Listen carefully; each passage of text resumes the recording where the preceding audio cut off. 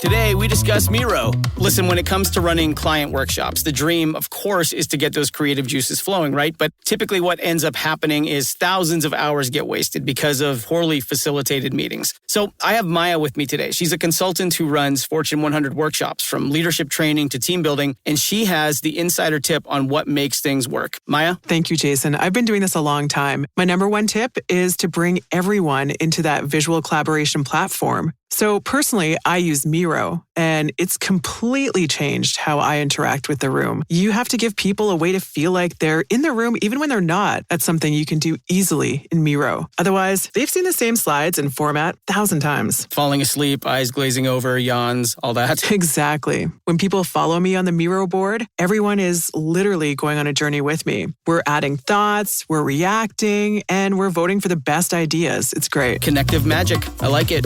That's MIRO.com. The mistletoe margarita, the Scrooge driver, the North Pole punch. The holidays call for cocktails, so get everything you'll need for them delivered with Drizzly, the go-to app for drink delivery. So what's it gonna be? Classics like Bullet Bourbon, Don Julio Reposado, or Kettle One, or maybe something new. Find it all on Drizzly, where you can get beer, wine, and spirits delivered for any holiday festivity. Download the Drizzly app or go to drizzly.com. That's DRIZLY.com today. Must be 21 plus, not available in all locations. The United States Border Patrol has exciting and rewarding career opportunities with the nation's largest law enforcement organization. Earn great pay with outstanding federal benefits and up to $20,000 in recruitment incentives. Learn more online at cbp.gov/careers/USBP. Welcome into The Verge, a show which covers the Baltimore Orioles minor leagues. The Verge is part of BSL Radio. Baltimore Sports and Life is dedicated to analysis and discussion on the Orioles, Baltimore Ravens, and the University of Maryland. The site has a team of writers providing coverage of those teams and houses live streaming content weekly. Join the conversations at the message board, like BSL on Facebook, and follow BSL on Twitter.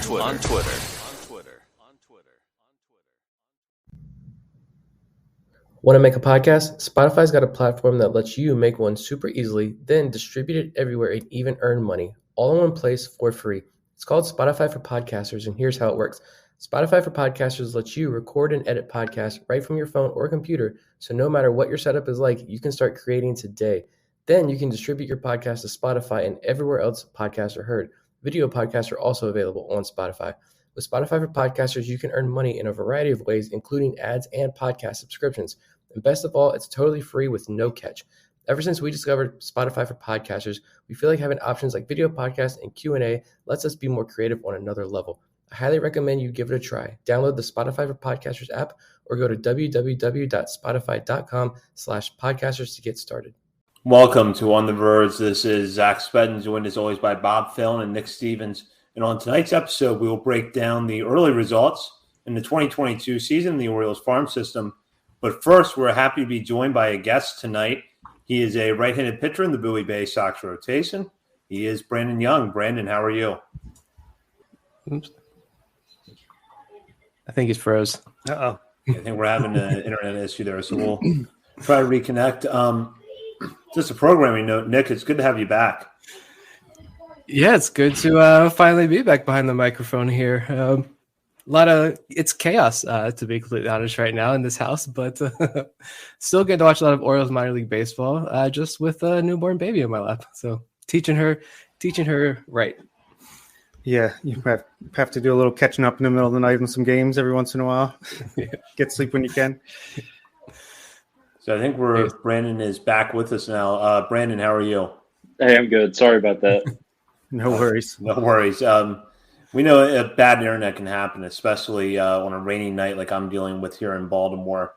So we're obviously just a few starts into the season. How would you assess kind of where you are right now, and what do you expect out of yourself for the rest of the year?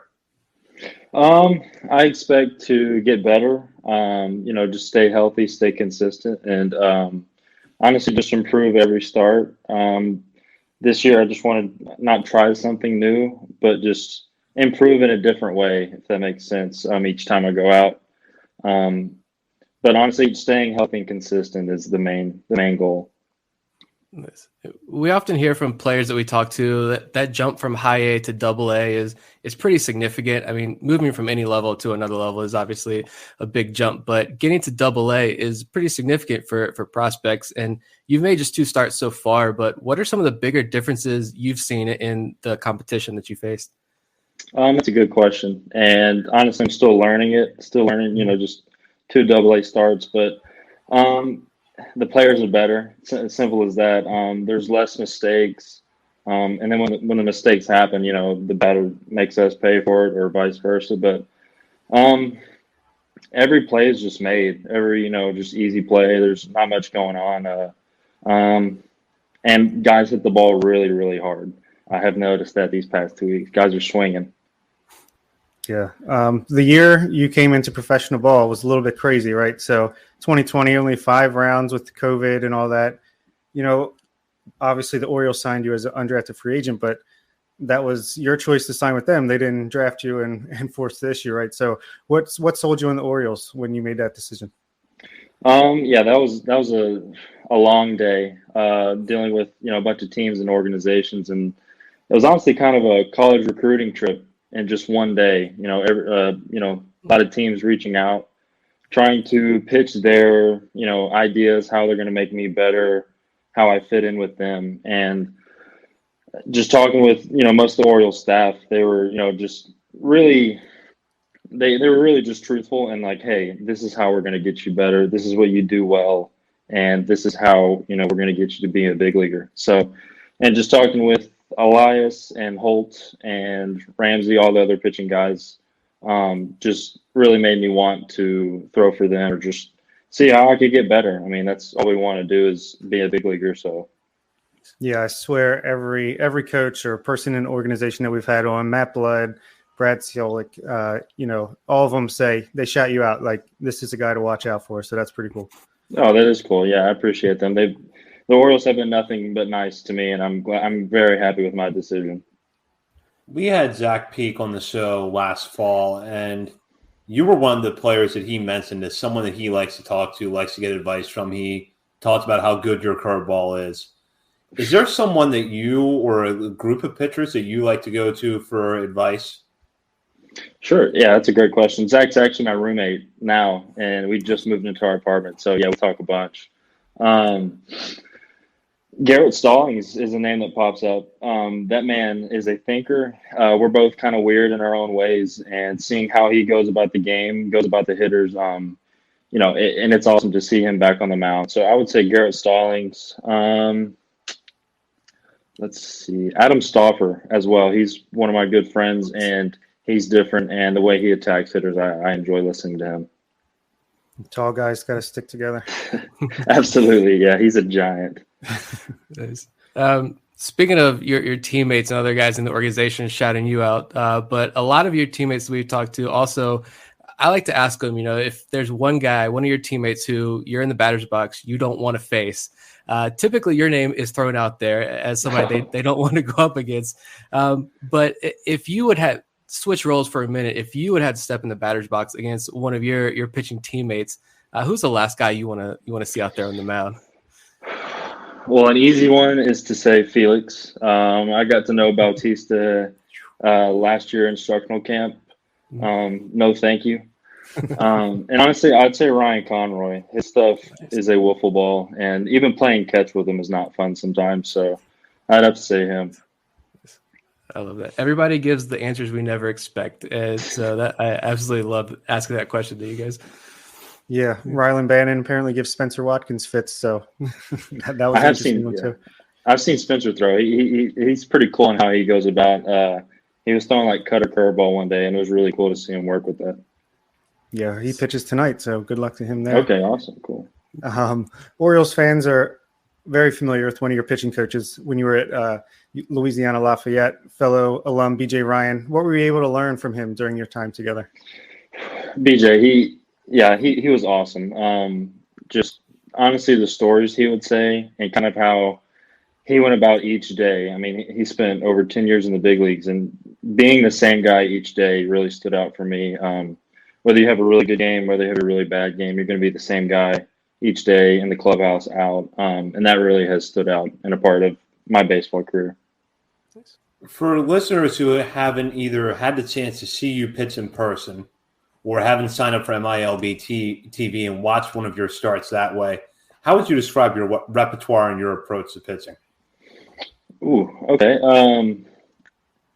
I would say my repertoire is just fastball, curveball, slider, change. I wouldn't say any one pitch stands out. I'd say they're all good, all I can work with. But I'm really just having fun, enjoying each day out there. I know y'all have seen our infield; they're absolutely studs. So to see them play ball each day, that's literally what I'm trying to do. I'm trying to just enjoy each day, win, put a good performance out for my teammates. Love that. I think another one of your college coaches used to always comment on anytime we post highlights of you, he would always comment, best changeup in the country. Don't forget it. He made sure we knew. I can't remember who it was, but he always wanted to make sure we knew that you got the best changeup in the country. I don't know about that, but I appreciate it. I think about one of my buddies, Austin Perrin. I think he still plays there, but that's funny. But yeah, from everything we've heard from the messaging from the coaches, and player development is pretty consistent from top to bottom throughout the organization. How has that been? Has that been your experience since you've joined the Orioles, and how does that help you transition to a new team, a new level? Now it's been just over a year, and you've already pitched across 3 levels for the Orioles. Yeah, player development to a T. I mean, that's what we're preaching. That's what this culture is, and all of us are hungry. I mean, I think they've done a really good job of, one, developing us, but 2, just bringing that mindset to us. Even in spring training, like every day, it's like it's not a grind, but like you're having fun with playing ball. But everyone's trying to get better. We're trying to be big leaguers, and yeah, dude, I really enjoy it. That's great. Yeah, we watch these games every day. We look at the box scores. Not a single game in this organization goes by without seeing arms that have potential to pitch in the big leagues. What does that level of competition do for you to help raise your game up a notch or two? Yeah, for sure. That's great. Everybody wants to be the best guy. Everybody wants to be the number one on the staff. I got Drew Rom, I got Peak, I got all these guys with me. So I mean, I think that's the good part. I get to go out there, not when I'm throwing, but watch how these guys do things. Okay, he's doing that. I can jot this down, see kind of pick people's brains. And Rom's also a guy I like to talk to as well. Guy throws sidearms sometimes. But yeah, the competition's great. I think a lot of us are going to be big leaguers, and just to, throw with them every day is just awesome.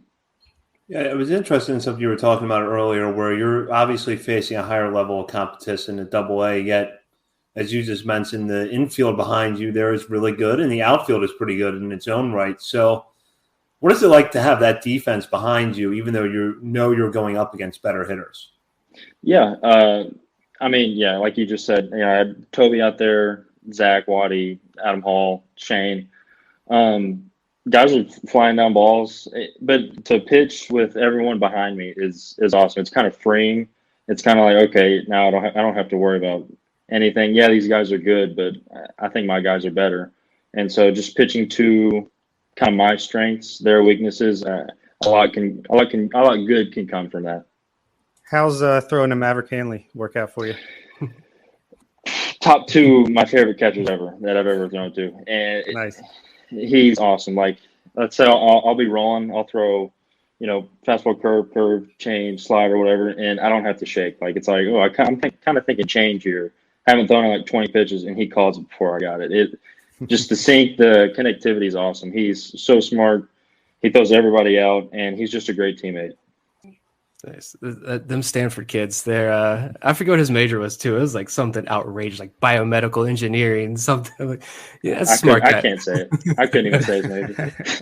That's the kind of guy you want behind the plate. Absolutely. Yeah, we've heard a lot of great things about Bowie pitching coach Josh Conway. I think Justin Ramsey got a lot of hype and recognition last year, but Conway seems to be a rising star in the system, I think. And what is it that about him that really stands out in that role?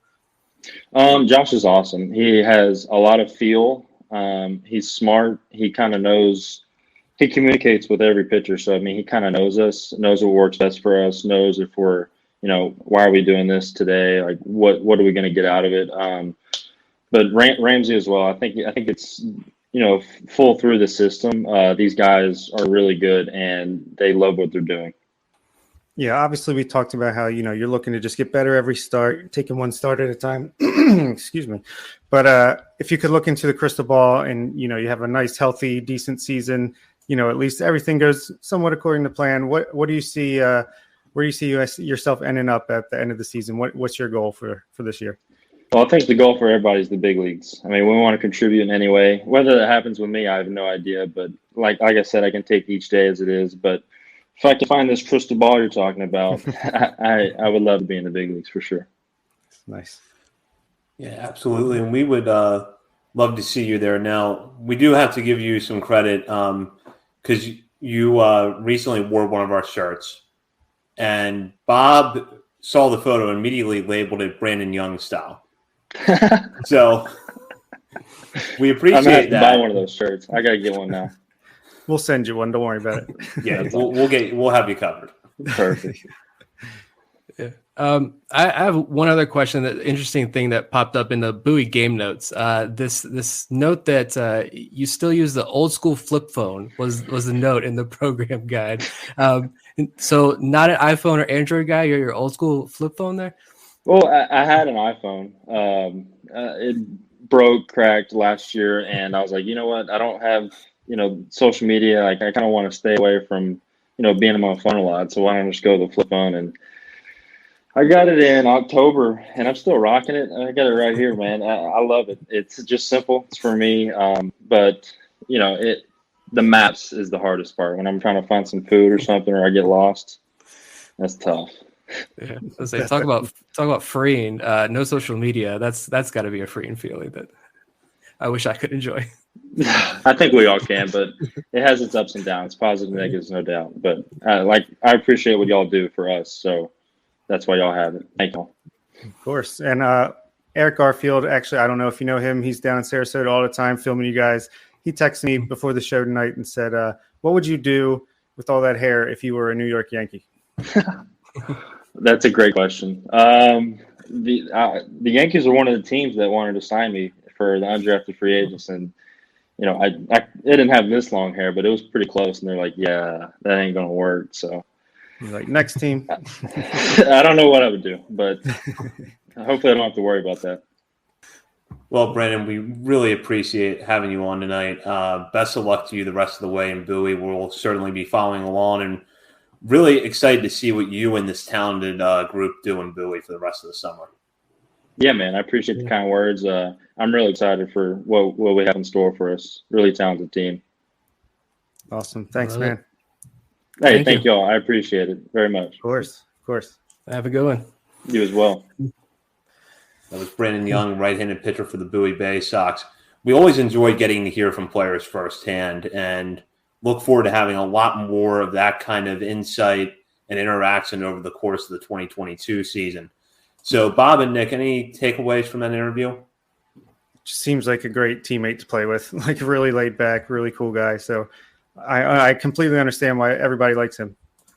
Yeah, the hair is even better than I thought. Like I know, right? you don't get that good quality photo stream over there on Bowie Stream or whatever Binghamton had over this last week. But it was Brandon is awesome. It was really cool to talk to him just because.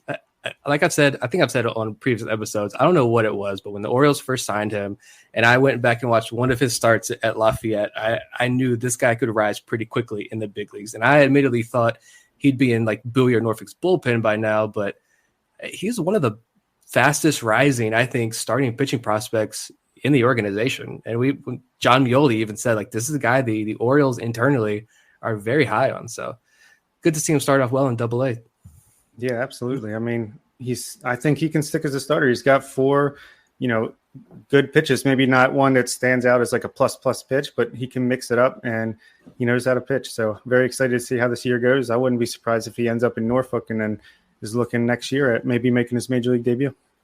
Completely agree. And I understand now why so many teammates of his that we have had on the show have talked him up, not just as a player, but as a person.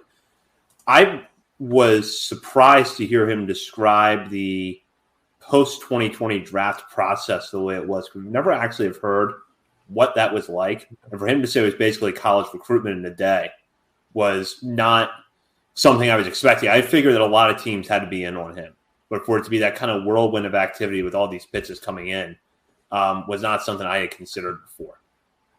Yeah, that sounds like a wild experience. Like, how could you even remember everything moving so fast? Yeah, that is nuts. I'm glad we came away with him in the end. Yeah, I would be curious. Should have asked a follow-up there and be like, what do you think would be less stressful, or would you probably enjoy more? Getting to choose where you go, or thinking like the NFL draft that's coming up in a couple of days. Like, would you rather be a 6th or 7th round draft pick, or would you rather be forced to go somewhere or pick where you want to go? So that's interesting. But yeah, I think he chose the right organization. Just maybe a little bit biased there, but I'd say he chose right. And the right conditioner for sure. We'll get into our thoughts on the first 2 weeks of the minor league season here in a moment. We might have some other topics in store tonight, but as a lot of our listeners know, we do have a Patreon community, and when we have new Patreon members, we like to shout them out on the episode after they sign up. And I'll turn it over to Bob now to give tonight's shout out. Yeah, we got a new patron. We had so many last week. I was nervous I was going to mess up someone's name. Apparently, I did a decent job. And our newest patron definitely is making it easy for me. Welcome to the club, TC. Making it easy. And by the way, Tom, I see you. Try again. TC, thank you for joining us. And Tom, we hope to have you in here soon. So we'll start off with, I guess we'll just start at the top of the organization, where the Norfolk Tides are tearing the cover off the baseball. Scored 2 touchdowns the other night at PNC Field against the Scranton Wilkes-Barre Rail Riders. Kyle Stowers is back on the field, which is great to see. And Kyle Bradis is on the mound and was just named International League Pitcher of the Week. So things going well on both sides of the ball right now for the Tides. There's a lot of questions about whether or not we see some of these guys in the major leagues sooner rather than later. And we'll touch on that a little bit tonight. But this team right now really has everything clicking. And I do want to start with that offense. And Nick, I'll have you start this topic out.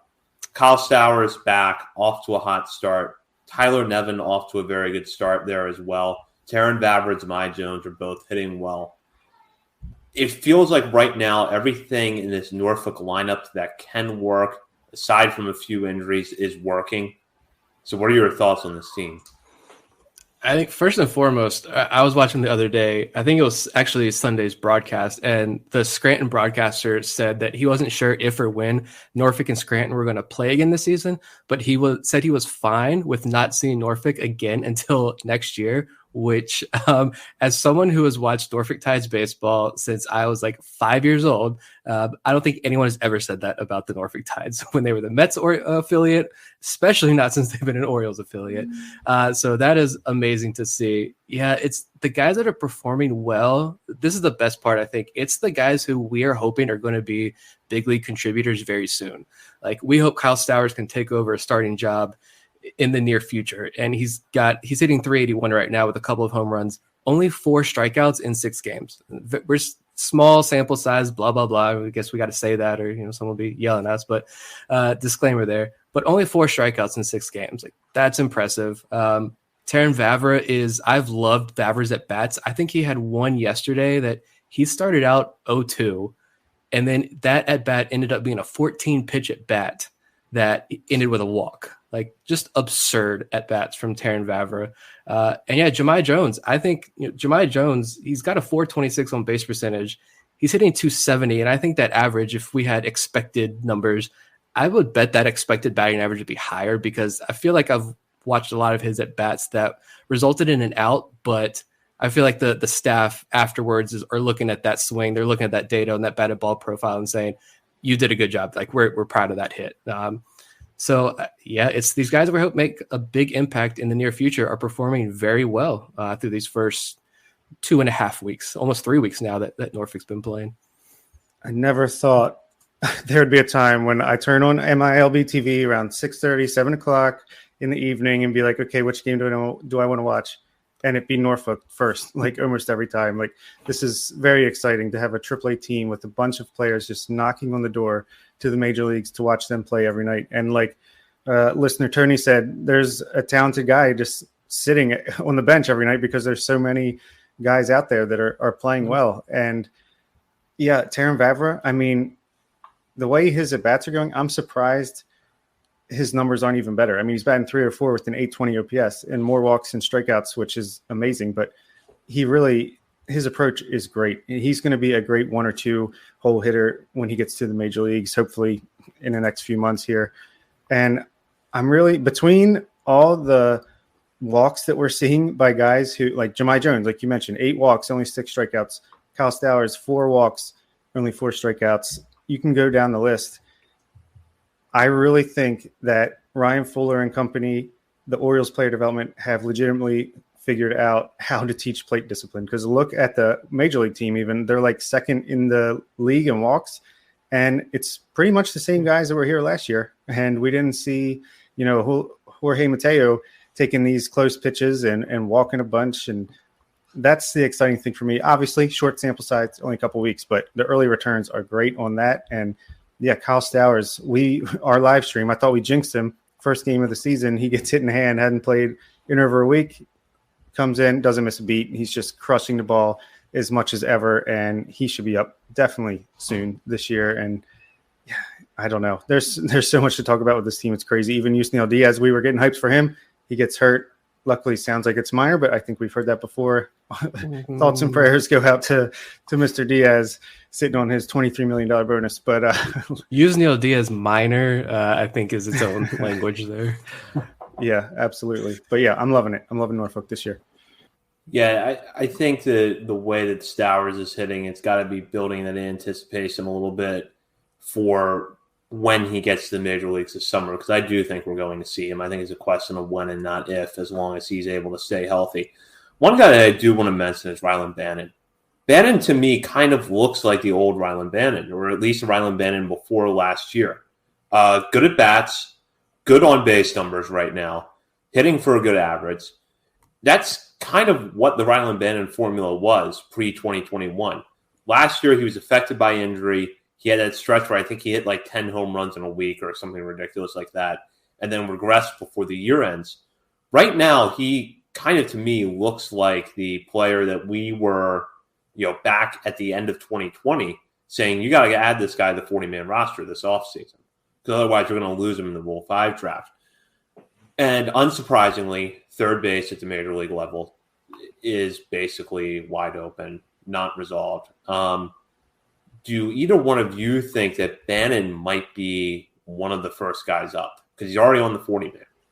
I do. I mean, if he's playing well in a few more weeks, maybe even by the time this road trip ends and the Orioles come back home, if him and Jahmai Jones are playing well, I mean, look who the competition is. Kelvin Gutierrez, Chris Owings, who's literally hasn't put the ball in play in fair territory yet this year. He's 0 for 7 with 7 strikeouts and 3 walks. And Rougned Odor, not exactly lighting the world on fire for the past 3 years.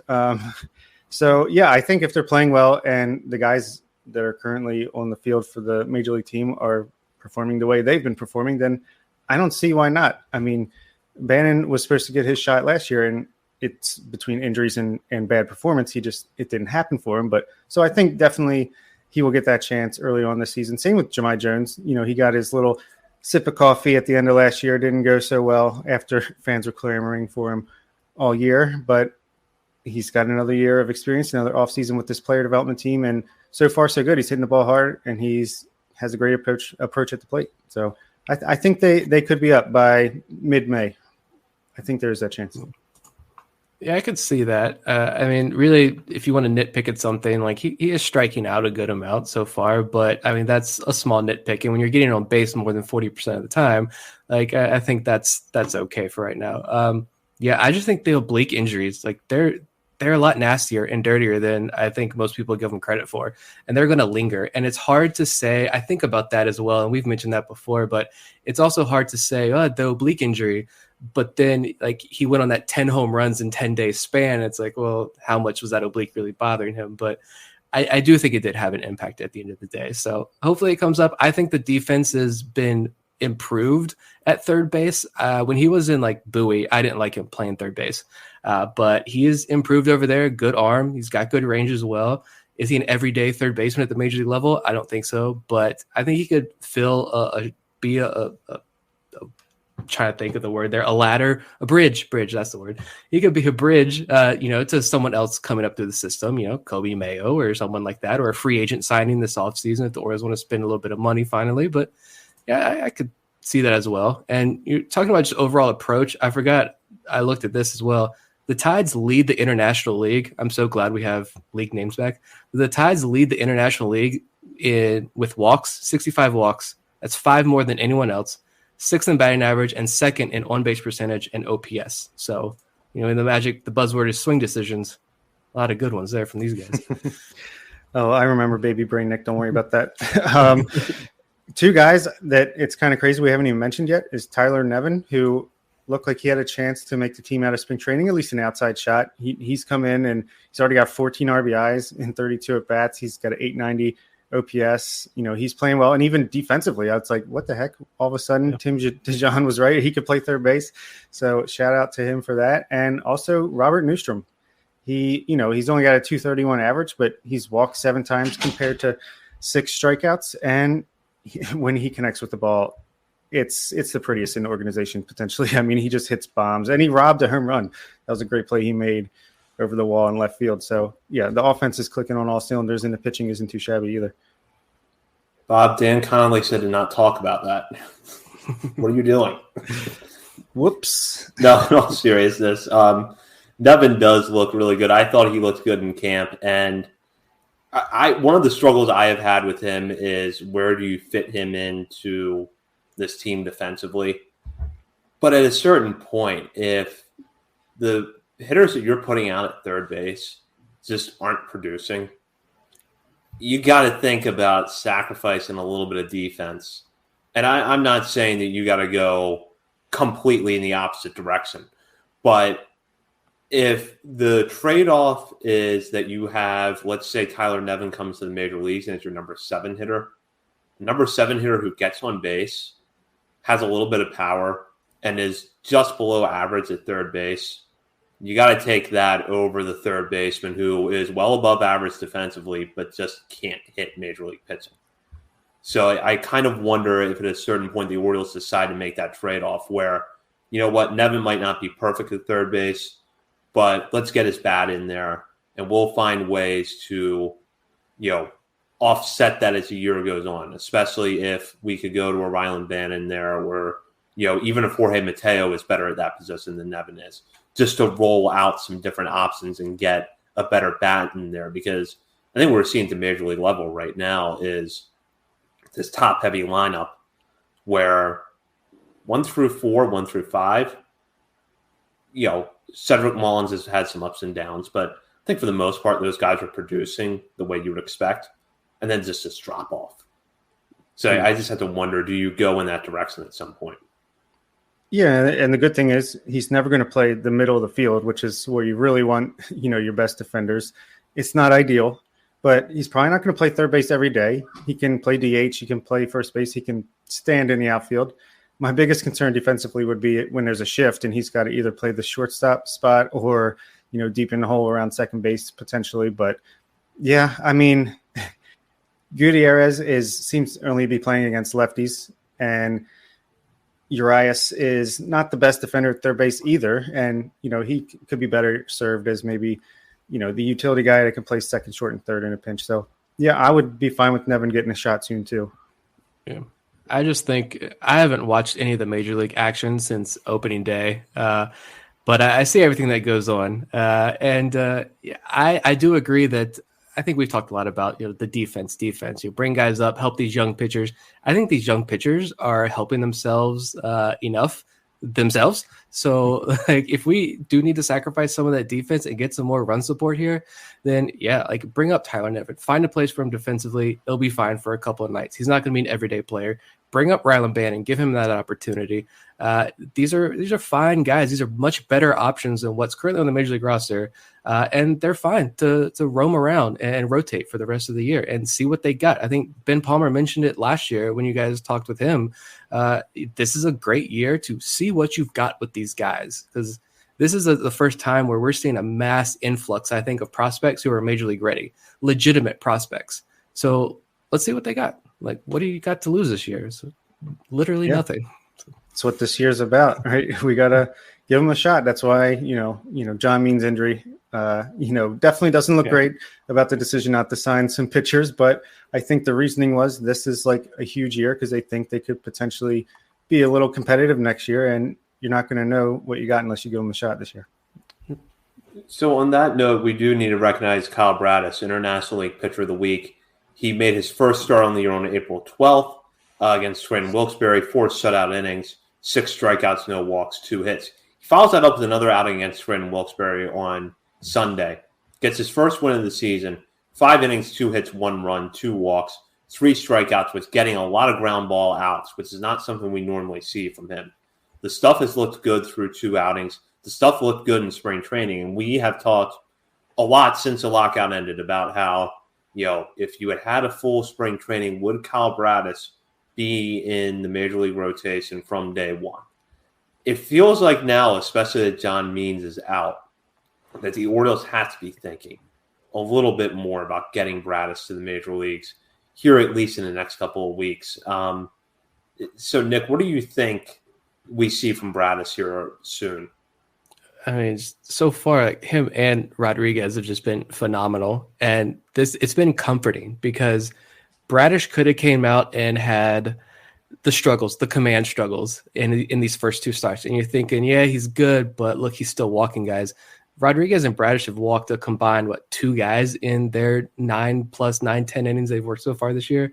And Bradish has really only had 1 rocky inning, I think, all season so far, 2 starts, but that second inning in his last start, and it was 30 degrees. They had to clear ice off the field before he took the mound. So, I'll give him that, but you don't see a lot of 3-ball counts anymore with Bradish so far. And I think, keep stretching him out. What was his last start? 60, I'm trying to remember off the top of my head. I mean, it was almost 70 pitches, I think he threw in that last start. So give him one. I don't know. How long are the Orioles on this road trip? I'm sure it's, a week or 2, 2 series at least. Yeah, 3.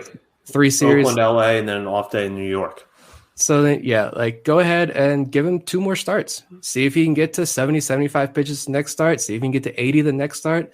And if things keep going well, welcome to the big leagues. And Grayson Rodriguez, I don't think is that much further behind him. If he keeps pitching like this, he's got nothing else to go. It's just, I think it's the same thing with Bradish. It's just a matter of stretching them out, making sure they can go 6 innings at this point. Yeah, I think you make a great point and add it as well. He asked, do they try to call up Bradish and Adley at the same time? I think there's a chance it might work out that way just because you mentioned the road trip. It's a long West Coast road trip. I doubt you're going to want to bring him all the way over to the West Coast to make his debut, and you'll be home in a week and a half or 2. So, when we come home, that's when I would start to expect these call-ups to start happening. Maybe not all at once, but all at the same time, but a little trickle starting in the next homestand. I could definitely see, let's say Adley gets back into action this week, maybe in 2 weeks after that, he's ready and he catches Bradish's opening day or debut start and he makes his debut as well. And Tony, Bradish definitely could be up before Adley. That's certainly possible. But what I truly think Bradish has found another gear. I think he's reached another level of his development because he did not have this command at any point last year, even when he was in Bowie mowing people down. I mean, he looks incredible. His velocity's up even more. The breaking stuff just looks even better than ever, and he's way more in control of himself and around the strike zone. So very excited for when he does come up to stay up in this rotation, and it's exactly what you want to see between him and Grayson Rodriguez. They're trying to force the issue. They want to come up here as soon as possible, and they're going to do whatever it takes to make the team take notice and get him up here, and I think the fans are rooting for that as well. Yeah. And just he went up against Scranton, which Yankees farm system team, that's a pretty good lineup. They got a lot of their top prospects. They got guys like Greg Bird, Miguel Andujar is in that lineup, and say what you will about some of those older guys. Ender Inciarte is in that lineup as well. I think that was a very good lineup. And Bradish, I can't remember who we talked to last year when they said, facing the same team twice in 1 week, that's one thing they didn't like about this 6-game schedule, home stands, away stands with the new minor league schedule. He went up against Scranton 2 times last week, a good lineup, and pitched fantastic. I think the best you could ask for. Minus him, you want to see more pitchers, but I don't think you could have asked for much more out of those 2 starts. So that gives me a lot of confidence. And what we saw in spring training against the Yankees Major League club, I mean, we got a Yankee killer over here, I think, and I'll gladly take that. Absolutely. And we'll move down now to Bowie, where the Baysox are 4-4 as of Monday night when we're recording. The one that has been interesting about Bowie is that you've got that kind of mixture of offense and pitching that we were expecting. And the players that, for the most part, the players that you expect to perform well are performing well. Jordan Westburg is hitting the cover off the ball through his first 8 games of the season. Gunnar Henderson is right behind him, has not had a home run yet, but the other numbers are pretty good. And then you also had Hudson Haskin get off to a really hot start before a hit by pitch, cost him a few games. Hopefully that is a minor injury and we'll see him back soon. Brandon Young, who we talked to earlier on this show, is off to a good start, as is Ryan Watson. 4 scoreless innings so far with through his 1 outing, 7 strikeouts. So a couple of interesting starts here in Bowie. What stands out with the Baysox right now? I'll let Bob start with this. To me, it's just that is like a team filled with the guys I feel like that are going to be big time pushing us over the edge into contention in a year or two. Like that infield is phenomenal. Yeah, Joey Ortiz definitely off to a slow start coming back from injury, but he's shown his moments. He's got 2 doubles, a triple. I saw him hit one off the right field wall when I was there last Sunday. Adam Hall, we heard about how he might be the comeback player. He has been. Gunnar Henderson has 6 walks and only 8 strikeouts over 28 at-bats, and he's batting .286 with a 405 on base. He hasn't hit a home run yet, but we know he's got so much power, and that's coming. Jordan Westbrook, I would love to see the exit velo numbers on him. That guy just hits the ball so freaking hard. After seeing him in person, it was like eye-opening to be that close to the field and him hitting bullets like that. Haskin, so unfortunate. I wonder what happened. I thought I saw his name in the lineup on Sunday, and then he wasn't in the game when I checked back later. Yeah. So maybe he was close to coming back, and they decided to just wait with the Monday off day to give him till Tuesday. Hopefully that's the case. And JD Mundy even woke up, had a great weekend after a slow start to the season.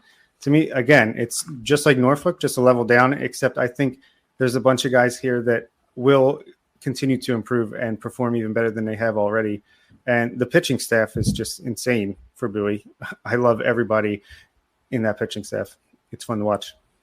Yeah, I almost wondered too, maybe because the weather, like Sunday was so cold, I feel like all 4 affiliates were playing in like below freezing temperatures. So maybe they were like, let's give Haskin another day, 2 days, like you said, with the off day. But yeah, Westberg is awesome. 4 home runs right now. I mean, he's going to match his total from last year by midseason pretty easily at this rate. That's awesome to see. And coming out of the draft, I think that was one of the big question marks with Jordan Westberg was how much power is he going to have at the next level? And so far, like this season at least, pretty good power.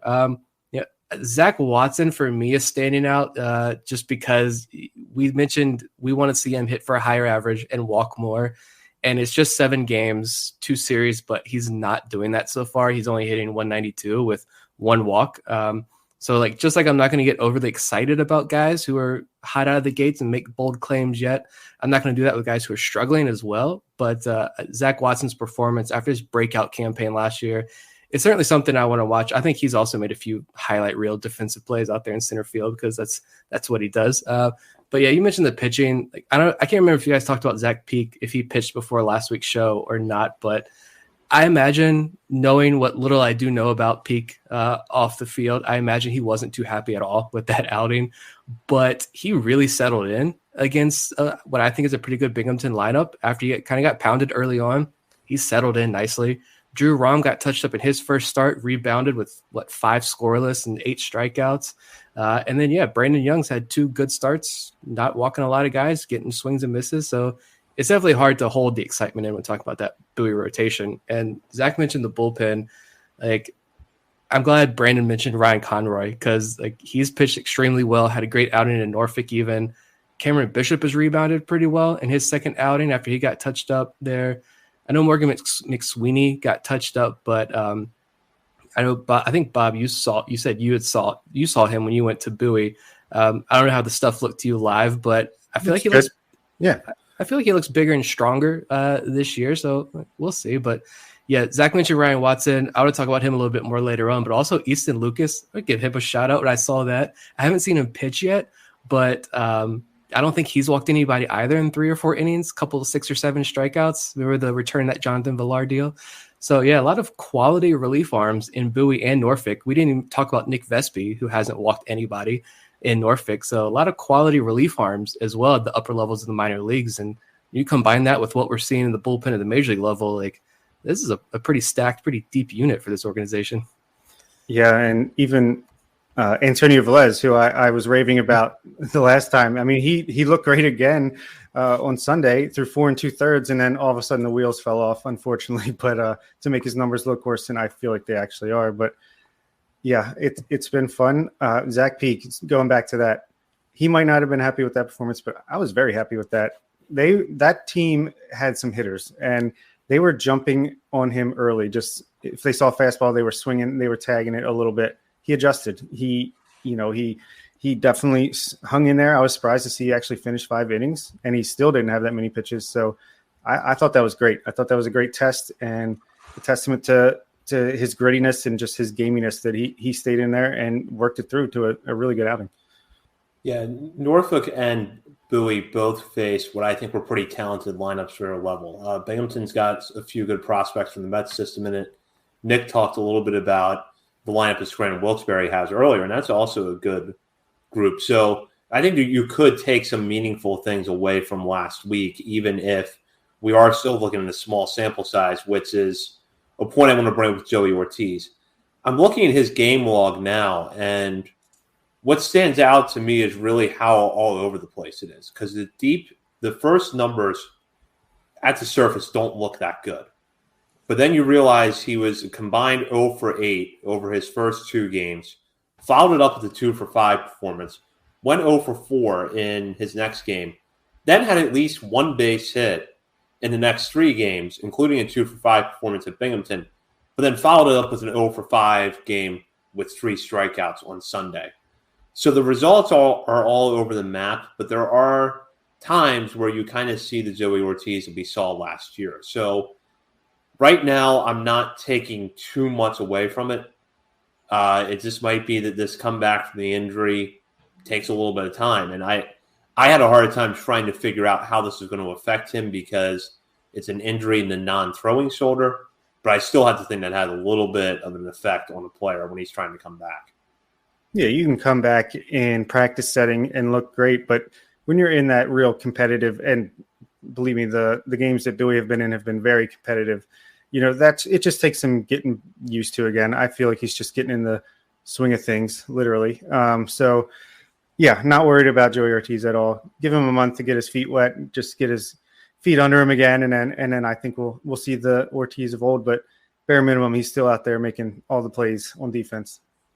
Yeah, he missed 2020, and then he really didn't play much at all last year in Aberdeen before he got promoted to Bowie, and that was only a handful of games before the injury shut him down for the rest of the year. So, yeah, I'd give him a few more weeks before I'm even a little bit concerned about Joey Ortiz. We heard when we had Matt Blood on, he mentioned Ortiz came back this year stronger, like physically stronger. He looked better physically, mentally. He seems like he's in a better place. So I think it's just a matter of getting your timing down there for Ortiz. Do want to mention this before we move on and talk about Aberdeen. Adam Hall, also a very hot start. As of Monday, he was sitting there with a 310 average, 773 OPS, 4 stolen bases, and 4 attempts. If Adam Hall could hit at least 280 this year, how many stolen bases does he have? 40. At least. Like, this is what I'm saying. When the organization, specifically Matt Blood, when he goes to bat for a guy, he's doing it for a purpose. And that's a name that you need to watch closely because he's doing that for a reason. And that's just, I watched some of those games that first series, and I'm looking at Bowie's box scores over the last week. And I'm just like, Adam Hall just keeps doing it. And I will gladly eat every word I spoke about Adam Hall because I was ready to drop him off my top 50 so fast. I don't even know if he's still on it or not, but yeah, might have messed up there, and I'm fine with admitting that one. Yeah, 100%. Like he's talked about how he's changing his bat path to keep it in the zone longer. I love just hearing that kind of detail about what they're learning. But to me, he's just learning to use his speed to his advantage. And I love it. Like, that's a kind of player that, isn't exactly in vogue right now in the major leagues, but if he can make it work, that's great. I mean, he was in our mid to late teens before last season. So clearly we've been high on him at one point. If he can just get back to being the player that he showed he was at Delmarva in 2019, then I'll get right back on that bandwagon. No problem at all. And that's someone too. We might have talked about this before. I think if Adam Hall breaks out this year and has a really good year in AA, I think that's someone that you can look at as adding to a trade package. If you want to acquire more major league talent, Adam Hall is a prospect. If you're cool with Henderson and Westberg and Mayo and what these guys are doing, and you see Adam Hall is not really having a home at the major league level, then by all means, throw him in a package. Someone's got to find him intriguing enough. We'll look now at Aberdeen. Ironbirds off to a 6-3 start. And as expected, they've got a lineup of really good hitters. Dante Williams and John Rhodes might be at the top of that group right now. But you also have Connor Norby off to a very good start. He hit a home run against Wilmington last week that I still don't think has come down. He hasn't finished his home run trot either. T.T. Bowen's picking right up where he left off last year and actually might even be a little bit better. Colton Cowser and Kobe Mayo have had their moments at the plate as well, so kind of living up to expectations. Same with Cesar Prieto. But then on the pitching side, we talked before the year about how if you wanted to look at a pitching staff, there might be some breakout guys. This could be it. And so far, you've got a few that are putting up pretty good numbers in the early phase of the season. Justin Armbruster has 8 strikeouts through 7 2/3 against just 2 walks. Griffin McClarty has gotten off to a solid start. Gene Pinto, after a rocky first outing in Lakewood, came back out last week and looked good in his second start. And, from seeing those outings, the stuff is still there. I think in that first start against Jersey Shore, as they're now called, he just maybe got a little bit too amped up. But the stuff itself looked pretty good. So far, this Ironbirds team is kind of as advertised. Entertaining games, hitting the ball hard, got some good pitching. So, Nick, looking at the Ironbirds, they're off to a good start. Why do you think that is? And what do you think that their team starts to look like maybe as some of these guys move up? I mean, they hit the ball. They hit the ball hard and they hit the ball really well. That's what's working for them right now. Same thing as the Tides. They're second in the South Atlantic League in walks, second on base percentage, and 4th in OPS. So, I mean, this is up and down the organization, except for Delmarva. But, we'll talk about Delmarva in a minute. That's a special case. But I've enjoyed watching Cesar Prieto play. I'm curious to see how long he stays in Aberdeen because, he's not walking yet, but he's adjusting pretty well. I think he's hitting almost 300. And I know Ben Badler at Baseball America actually he's rolling out his organizational reviews of the international period. So all the top names with write-ups, the sleepers in these international draft classes. And he said Prieto's added like 15, 20 pounds since his playing days in Cuba. And that, he's the second baseman at the next level. And the hit tool is going to carry him to the major leagues if he gets there. But I mean, he's hitting some monster home runs down there with Aberdeen so far. He's got a pair there. Yeah, Connor Norby was fantastic. The home run was a work of art. The swing is still a work of art. When he jacked that home run, he made Wilmington's manager so mad. The manager came out to whine about the home run trot. And I think he might have said something to the dugout, but Connor Norby's number one on my list now for that. But yeah, Dante Williams was a name that is intrigued me because I might have said this. I can't remember if I said it on the show or what, but watching him in Delmarva, I wasn't as excited as I think a lot of other people were about him. I think he was a popular sleeper pick last year. The swing, something about the swing, I just thought this is a guy who's going to get to Aberdeen and strike out a lot. I don't know how high he's going to reach. He's got 7 walks, 7 strikeouts. He's knocking the cover off the ball. He's stealing bases. He made a fantastic play out in left field the other day. Just like Adam Hall, I'm eating my words there with Dante Williams, and I'm happy for that. I am curious to know, though, like you mentioned, what is this roster going to look like? I'm curious to know how quickly some of these guys get pushed up because there is that logjam in the upper levels of guys who are playing well. And also, I don't know who would replace them because, like Delmarva, when we talk about them, they're so young. I don't think anyone except Daryl Hernandez is any time close going to be ready to move up to high A. So that's something I think interesting to think about. Yeah, I think, a guy like Ryan Higgins could potentially get moved up, but he hasn't exactly performed as well yet. But he's a college guy. At least there's a little bit of polish there. Yeah, Aberdeen. I feel like every team we're like, oh my God, it's so much fun, because it is. We didn't even mention TT Bowens, who is batting .310 with an OPS over 1,000. And he's all of a sudden 7 walks to 9 strikeouts. Like, what is happening in this organization? Player development? What is that? It's so much fun. Dante Williams is just such an all-around good at everything. Maybe not great at any one thing, but just very good at everything.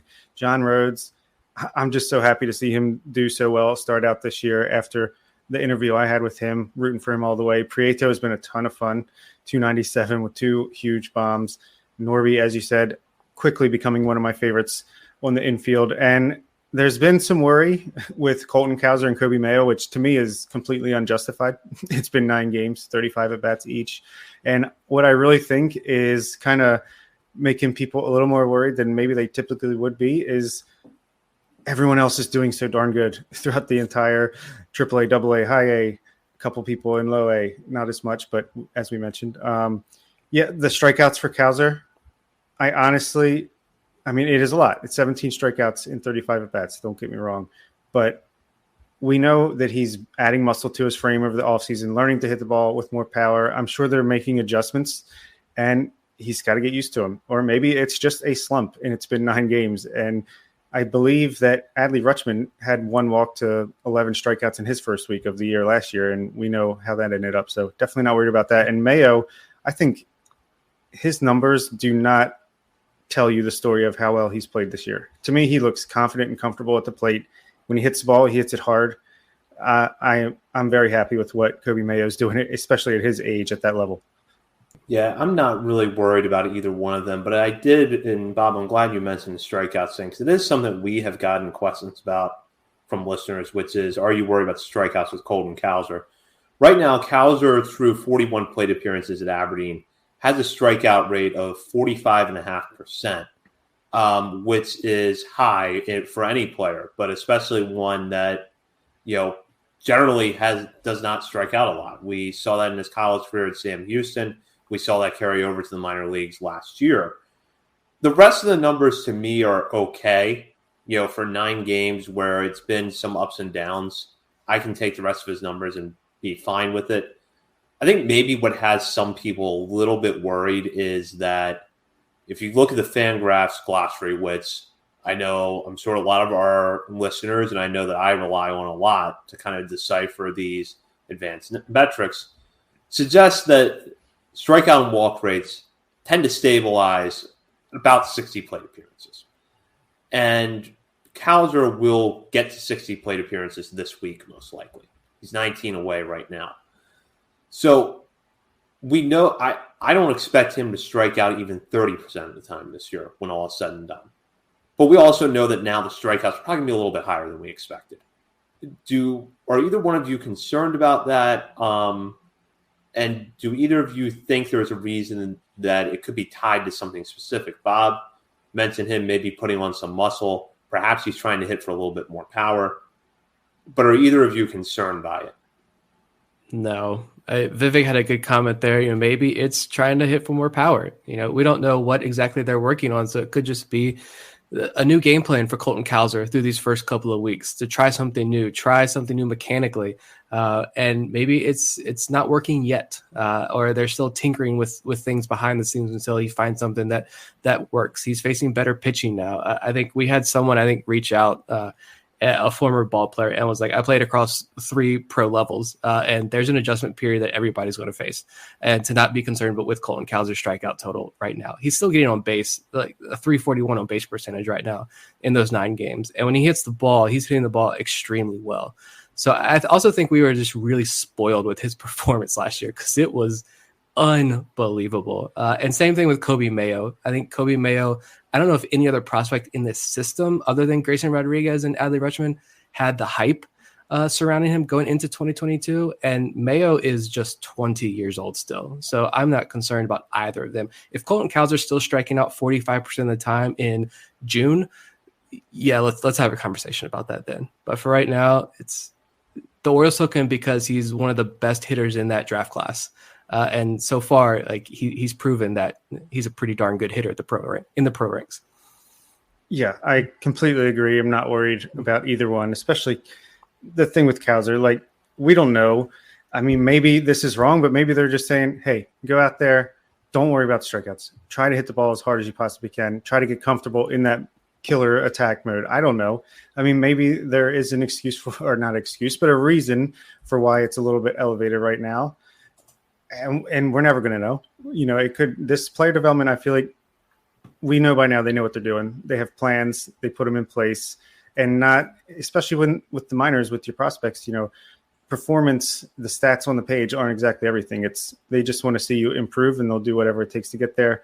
Or, like I said, he could just be adjusting to this level of pitching, and he's struggling right now. But either way, not concerned. Yeah, if it's the end of May and it's a 30% strikeout rate or higher, okay, like Nick said, we can have that conversation then. But it's 9 games. It's 9 games. Exactly. I agree with both of you. And we'll look at Delmarva now. And there's kind of a mixed bag here when you look, because Darell Hernandez is off to an incredibly hot start there. You could argue, as I probably would, that in another organization without as much depth, he would be in high A right now. Unfortunately, somebody had to be the player that went back to Delmarva to get regular bats. And unfortunately for Darell Hernandez, it was him. But he's showing right now that he belongs at a higher level sooner rather than later. Isaac Bellamy is off to a very hot start down there. 11 strikeouts compared to 3 walks isn't great, but hitting for power, you like to see that out of the 20-year-old in low A. Misael Deschon is hitting well, isn't walking right now, but again, hitting pretty well. Then you look around the rest of the lineup. Noberth Romero is off to a solid start, but then you've got a few guys in here that are struggling a little bit.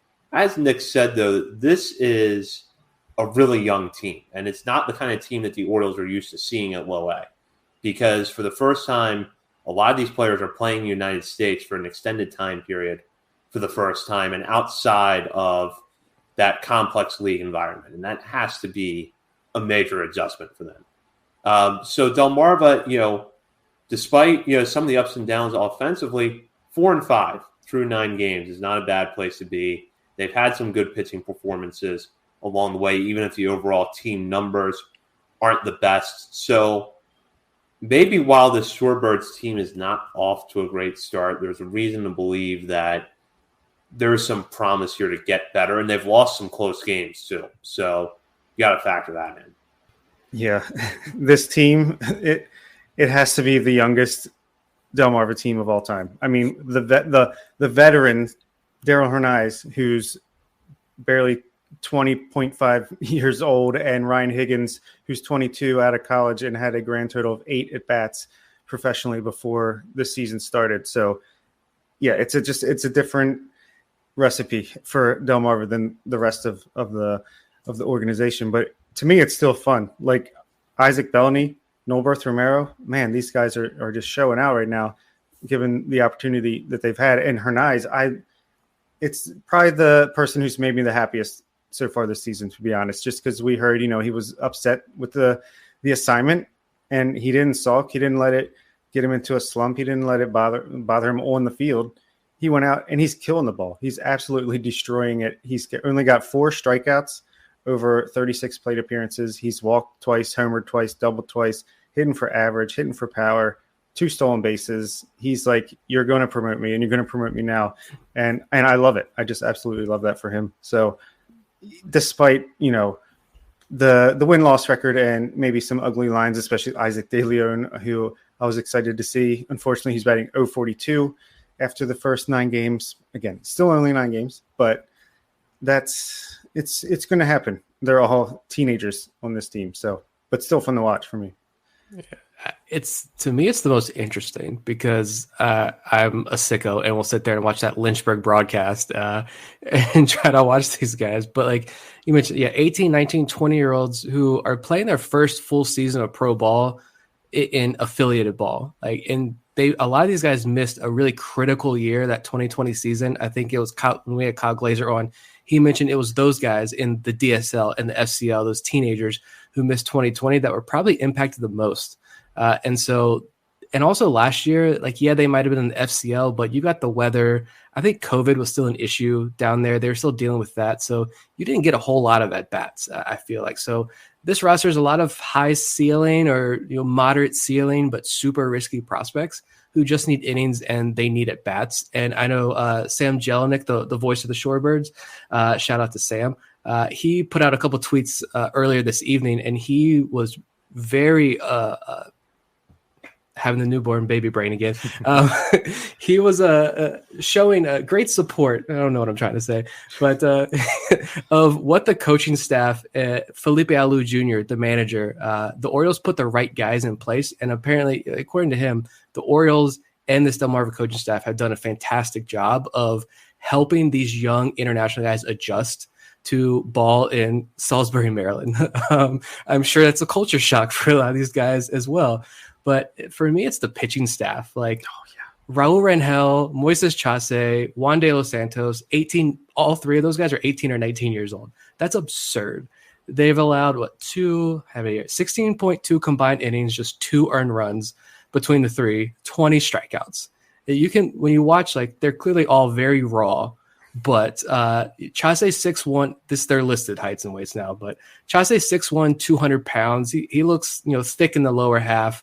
I never thought I'd say that talking about baseball players here, but it works. He's thick in the lower half, and I like it. Raul Rangel, like, he's listed at 6'4", 200. I think 200 is heavy. He might be like a $170, I think, but that's, again, terrible Lynchburg broadcast. He's so lanky, but so much room to fill out there. And De Los Santos is listed at 6'3", 250.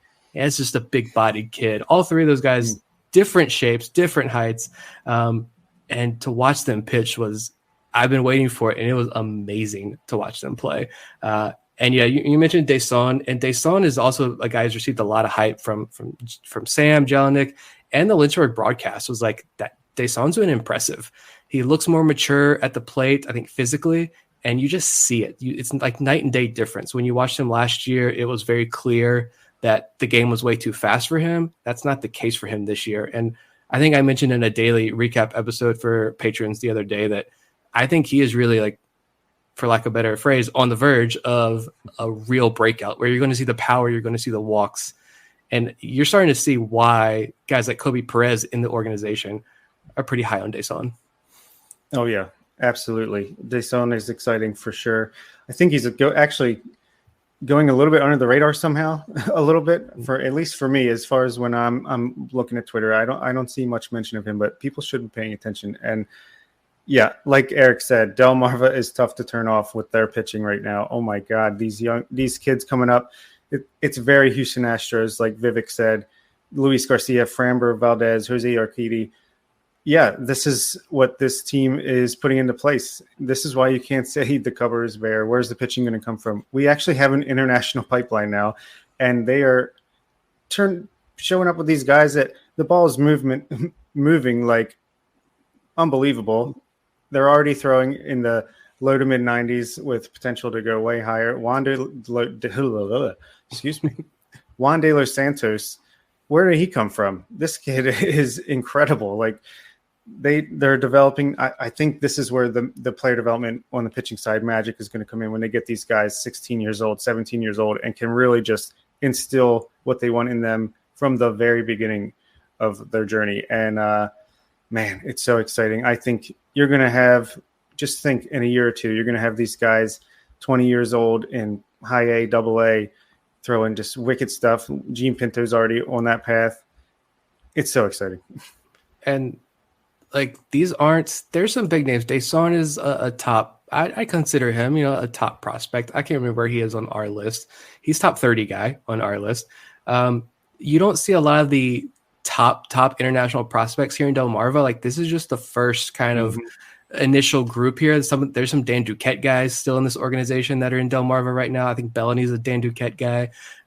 So we aren't even talking about the top international talents yet. And I'm not saying every single one of these guys in Delmarva is great or going to make it past Delmarva, but I think there are a small handful of real gems among this group. Yeah. I put in the patron WhatsApp group, I was joking around and did that jealous girlfriend meme or whatever. I had on the Verge looking at Moises Chasse with Gene Pinto all pissed off at us because he looked that good in that performance. And obviously we still love Gene Pinto more than anybody. But yeah, you're going to have guys that come out looking like that. And then you're going to have your, I know he was not international. He was a draft pick, but Juan Carlos Hieras, who was released from the organization after not getting an out and walking 7 batters, barely threw a single strike this year. So, these high upside guys, some of them pay off, some of them don't, but it's just exciting to watch the magic happen and see that development. So we're going to take a few minutes now and talk about something that's kind of more baseball wide, because we did see it play out in the Scranton-Wilkes-Barre Norfolk game on Friday night. And I didn't see the end of that game, so I don't know what the final total was. But not far into that game, 2 batters had automatic called strikes on them for not getting into the box on time. Baseball America ran a piece over the weekend talking about how pace of play rules are affecting the minor leagues. And I'll read from an excerpt here. On their first day of enforcement, the new rules appeared to cut more than 25 minutes from the average game time. Last night across the minors, the average game time for a 9-inning game was 2 hours and 38 minutes, and the median game time was 2 hours and 34 minutes. For the previous week of games, the average game time for a 9-week game was 3 hours and 4 minutes, and the median game time was 2 hours and 59 minutes. Pretty stark difference right there. One night, but we also know the pace of play has been a hot button issue, or maybe I should say more the measures to try to speed up the game have been a hot button issue in baseball for several years now. But after the new CBA and some of the rules are being instituted at the higher levels of the minor leagues this year, we know they're coming to the major leagues. There's really no stopping it starting next year. So, Nick, you actually tweeted some praise for the enforcement of the rules in Friday's game. So I wanted to get your thoughts about this. Yeah, I guess I missed the fact that that day was this is enforcement day across minor league baseball, but it's awesome. Yeah, the clocks have been there for years, but you might have seen 2, 3 across a full season where umpires actually call it. So I've already seen some pushback there from coaches and scouts and some players online about enforcing these rules, but I think it's fantastic. You don't need to step out of the box after every single pitch to adjust your gloves or kick at the dirt. You don't need to take 60 seconds to pitch for each pitch. Is Kenley Jansen? Was Kenley Jansen get he had the umpire stand out front of home plate in front of him the other night? Because he takes 5 minutes to throw half an inning there.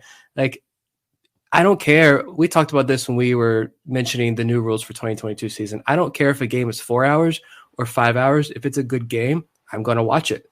I'll watch 3 straight days of 5-hour baseball. If it's a good game, just keep the game moving. And Cooper, in that piece at Baseball America, he actually said, this is probably going to, I'm paraphrasing here using my own words, and he's probably going to piss off the traditionalists, right? You're changing the game of baseball. But clearly, it only removed the dead time in these games. I think he said the number of pitches that were thrown and the number of at-bats that each team had were virtually the same in these games compared to the week previous. But you cut an average of 25 minutes off per game, even some sub 2-hour games in the minor leagues. I think it's awesome. I think it's better for the game. And I would think players would like it. If you could extra 30 minutes a day, especially in your evening, I would completely enjoy that. Speaking as someone with to a toddler and a 1-week-old now, an extra 30 minutes a day goes a long way. I think it's fantastic, and I hope it continues to be strictly enforced. I think in that Tides game, it was 5 or 6 by the end of the night, and it was usually, honestly, on the hitter. I think it was more on the hitter than the pitcher, but yeah, give me all of that. Yeah, I love it as well. It's exactly, I don't know if I can say any better. It's not about the time of the game. I want this game to be over quicker. No, I just want, come on, get on with it. Get on with the Steve Traxel over there, taking so long in between pitches. If you want the balance of these hard throwing pitchers to go a little bit more even, I think these guys are taking time intentionally to build up a little more stamina so they can go up more 95, 100% effort on every pitch. And I think it's a good thing for that as well. So yeah, I'm all about it. And hopefully this trickles up to the major leagues sooner rather than later. Yeah, and I think we are going to see it in the major leagues more next year. There's a lot I can say about Rob Manfred as commissioner, and most of it's not going to be very good. But I think it's been pretty clear since he came in that speeding up the game, and I think with the pitch clock as the way to do that, has been a priority for him. So I fully expect that now that the CBA did kind of open the door and give the league a little bit more latitude to put in these types of rule changes, you're going to start seeing it next year. So I'm really interested to see how it plays out in the minors the rest of the way for this season. Yeah. And I think it was, Kevin Goldstein, RIP to Chin Music Podcast. Fridays just are not the same anymore. He talked about this, I think, on an episode and said he was at an Arizona Fall League game where there were like 25 walks and 30 pitching changes because it's the AFL, and yet the game was still like 2 hours and 15 minutes. Like, that's good. That's awesome. Like, who would not want that? But yeah, it's interesting to see the pushback. I think Ben McDonald's obviously got pretty vocal about this on Twitter the other night. It's like, let's just get rid of this dead time. That's all we're asking.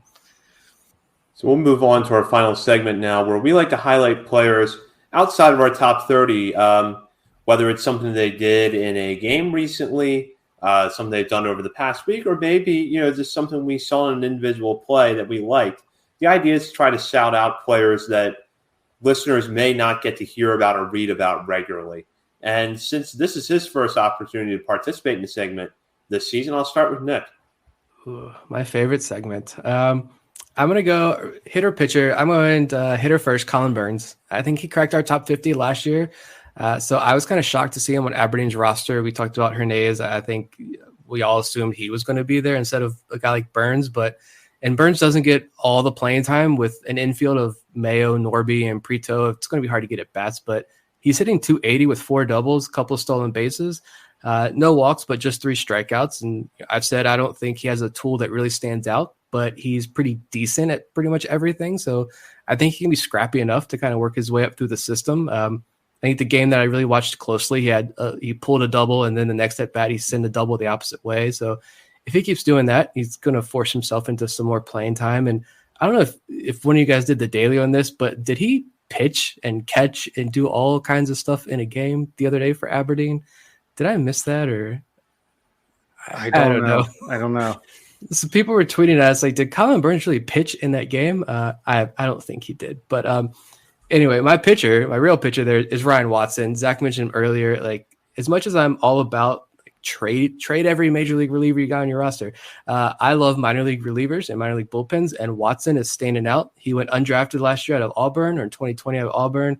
4 innings, no hits, no runs, no walks, 7 strikeouts. I think he's the real deal. And obviously the Orioles are pretty high on him for him to begin the year in AA. So good start for Ryan Watson. Yeah, absolutely. Those are definitely some great picks there. I'm Delmarva is like my focus apparently for these things so far. I'm going with Nolberth Romero as my hitter because, him and Elio Prado came over in the Andrew Cashner trade. Was Elias's first real trade, I think, with the Orioles. And then it's kind of like with the 2020 season going missing and then FCL not starting until later in the season. And Prado still hasn't played since 2019 due to injury. He should be back soon, apparently. Romero, I feel like he just kind of gets overlooked. And I had an idea of him coming into this year that has already changed with one swing of the bat. That monster home run he hit, I didn't know he could do that, period. I mean, that was absolutely hammered. He is playing really, really well. I'm not even sure he was in line to get in as many games as he has so far. I think he got injured at some point last week. Somehow he came out of a game. Hopefully it's minor. He can get back out there because he's batting .429 with a 1,200 OPS, only 2 strikeouts, and he's got 2 walks. He's got a double, that monster home run.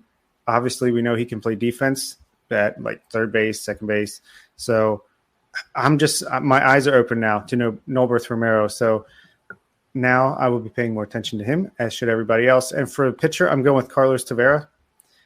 He had a decent start his first time out, but then this last time I thought he looked great, and I'm really high on him. I think he has a chance to be the first person to be promoted from the Aberdeen rotation to the Bowie rotation, and I think this is a a guy that's going to be moving up our rankings pretty quickly over the next year or two.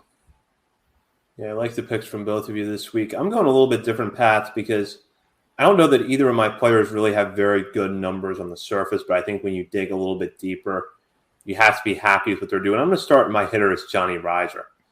Between Kyle Stowers and Yusniel Diaz missing time with injury, I think Reiser has been exposed a little bit more early on at the AAA level than was expected. And right now, through 11 games there, he's batting 162, which obviously is not good, but he did homer a couple of times over the weekend. He's got 4 homers so far at Norfolk. And the two things I would say in his favor are, number one, you know what you're getting. He's an athletic guy who can play all over the outfield. He's played center field and right field for them very capably this year. And the other thing was that last year at Bowie, we saw him really get into a slump for the first time in his professional career. And he managed to dig his way out of it, end the season strong, got to AAA. And I think that as time goes on, he's going to show why he's such a good player to have in his organization. Just good upper-level depth that can do a lot of things. And it's good to have in, the occasion that your prospects like Stowers and Diaz go down. So overall, even if the batting average is not high, I'm kind of happy with what he's doing there. And the other shout out is to Cameron Bishop, who bounced back from a first outing on April 9th. That was a struggle, 4 runs in 2 innings, to pitch really well last week in Binghamton. 4 innings, 4 hits, 1 run, 1 walk, 6 strikeouts, earned the save in that game. Bishop, had he not missed so much time with injury last year, I firmly believe would have made it to AAA. He was pitching that well at Bowie. So I think for him, this is an opportunity to reset and get back on track. And he's good at those kind of long outings out of the bullpen. He can go 3 or 4 innings out of the pen and be pretty solid, or he's a guy that you can turn to when you need a spot start, and he'll do a good job. So I think that Bishop is going to settle in here soon, and we might be seeing him in Norfolk's bullpen before too long. I think so too. And the thing with Reiser, the average and the home runs are just phenomenal. I think he'll get the average up. A lot of ground balls. I was looking at his stuff earlier today. That will change. But someone commented, I'm trying to remember, I think it was Steven Adams, yeah. When he's like, hold on, like I'm not comparing him to Bryce Harper, but like the swing kind of looked like Bryce Harper in his opinion. And I was like, you know what? Like, I don't think Reiser swung the bat like that last year. No. Yeah, this is a new swing for Johnny Reiser. And so that may be what's attributing to the low batting average right now, because clearly it is about launch angle and sending balls into the Elizabeth River in Norfolk, because it's a beautiful swing now this year. It is a totally different swing, and I love it. If he can perfect this swing, he might be all of a sudden like a 30 homer guy. Like, man, those home runs were not cheapies. I mean, he got all of them, and they were high and deep. And friend of the show, come back once you're in the majors hitting 35 bombs. Let's go. So that does it for our look at the first 2 weeks of the minor league season. We'll be back with more Orioles minor league content next week. In the meantime, continue to follow us on Twitter at BSL and The Verge. Also, be sure to check out BaltimoreSportsAndLife.com for the latest articles there. Before we do wrap up, though, we do have a small ask of our listeners. We know you're some of the most loyal and best listeners out there. So we do have a small favor to ask of you, and that's to vote for us in awards that we're nominated for. I'm going to turn that over to Bob to kind of give the pitch here. Yeah, Maryland Podcast Awards. We were nominated last year. Didn't come away with any victories, so we'd like to rectify that this year. There's more categories. We're nominated in more things. Apparently, we're nominated 3 times in the best podcast category. So no offense to them. They got to get things together over there. But yeah, I'll post a link in the show description. If you could just go over there, click a couple buttons to vote for us as winning. And especially, I would love to win the social media / Twitter award, just because Nick does an incredible job with that. And I think that's a huge part of our brand, and it would be nice to be recognized for that at least. And yeah, would be very appreciated if you could do that. Yeah. And I said, I think if we win something, we got to do some type of giveaway, more giveaways, whether it's cards. I got some extras here. I don't know. I know Bob's loaded. I don't know. I won't speak for you, but I'm sure we can come up with something, if it's cards people want, or something from our store, or I even suggested maybe for a non-Patreon member, maybe Patreon members get something extra special. But for anyone who's not part of our Patreon, give you a free month to try out the Patreon, see if you like it. But yeah, vote for us. Yeah, apparently I just won a Twitter contest for a signed Bobby Witt Jr. baseball and a signed Julio Rodriguez baseball. Maybe I could do something with them. I don't know. Well, Decent prospects. Congrats on that haul, Bob. Yeah, I was shocked. We'll see if it shows up in the mail. Well, thank you for Brandon Young for joining us on tonight's show. For Bob Phil and Nick Stevens, this is Zach Spedden. You've been listening to On the Verge. Well. Shopping for a car? Yep. Carvana made financing a car as smooth as can be. Oh, yeah? I got pre-qualified instantly and had real terms personalized just for me. Doesn't get much smoother than that. Well, I got to browse thousands of car options on Carvana, all within my budget. Doesn't get much smoother than that. It does. I actually wanted a car that seemed out of my range, but I was able to add a cosigner and found my dream car. It doesn't get much... Oh, it gets smoother. It's getting delivered tomorrow. Visit Carvana.com or download the app to get pre-qualified today. Today, we discuss Miro. Today, I want to talk about the hellscape that is technical diagramming, right? Everybody's nodding their heads right now, And there is a potential solution that I want to share. There was one name that several people brought up. I did some digging, and it's kind of nuts how much this program Miro has for developers. I have to share this. It could potentially be a game changer for you. So my favorite part about Miro is that half the work is already done. Like right now, typically we spend hours starting diagrams from scratch, gathering information. You get buy-in from every team. That's a lot of work to do. But Miro has a full set of integrations with the tools you're probably already using. And they also offer open APIs and SDKs for custom solutions for all those niche diagramming use cases we have to do, right? So the end result is the same, but it doesn't take forever. It's a massive, massive time saver. I'm transforming basic flowcharts and network architectures, and it all lives in one place. So are you using Miro? Have you used it? I want to hear. That's Miro.com.